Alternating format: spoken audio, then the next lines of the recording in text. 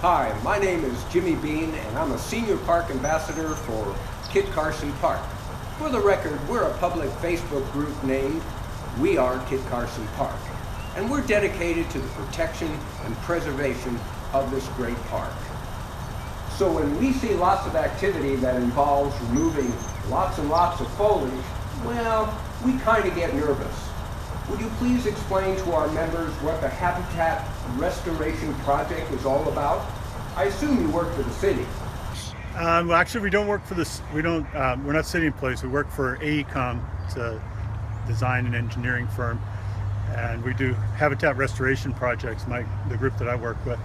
So we have a contract here with the city of Escondido to do a habitat restoration project. It's for the riparian habitat along the creeks here, and it's mainly focused on removing the non-native plants, especially the arundo, which is the cane-like plant, looks like bamboo, a lot of the palm trees, several of the eucalyptus trees.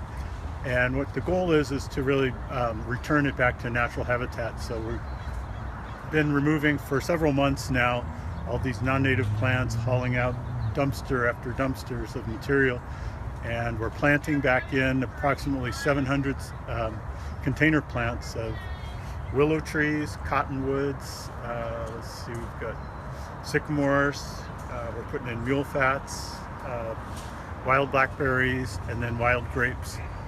And so then we'll be putting also some native plant seed in there as well. So the goal is really to, reestablish the habitat.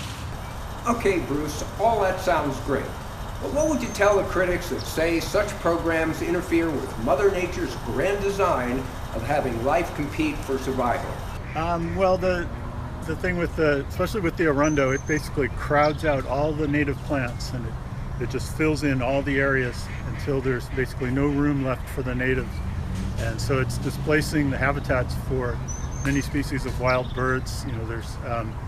There's threatened bird species that'll nest here and close by in Lake Hodges and things. The willow or the vireo, and plus there's a number of owls. There's lots of species that will utilize this habitat, and they'll get far greater places to nest and food value and things versus the arundo, eucalyptus, and palms, which provide very little in food value.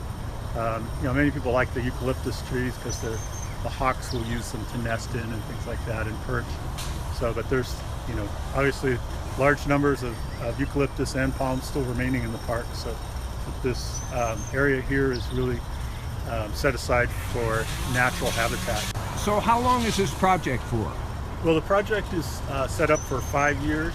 Right now we have the contract for 2 years, and then it'll be up to the option of the city to either put it out to bid, or we might get it for the remainder of the contract. So we'll be coming back, especially with the arundo, and we'll be spraying as it resprouts and things. Plus, there's a lot of other non-native species that are in here, castor beans, a number of grasses and different things that we'll be controlling. So this will allow this habitat to really come back. Bruce, how about some of your personal background and experience as it relates to projects such as these? Well, I studied botany at San Diego State University, and then I've been working in habitat restoration for approximately 15 years. Well, thank you very much, Bruce. That was most helpful. This is Jimmy Bean reporting from Kit Carson Park.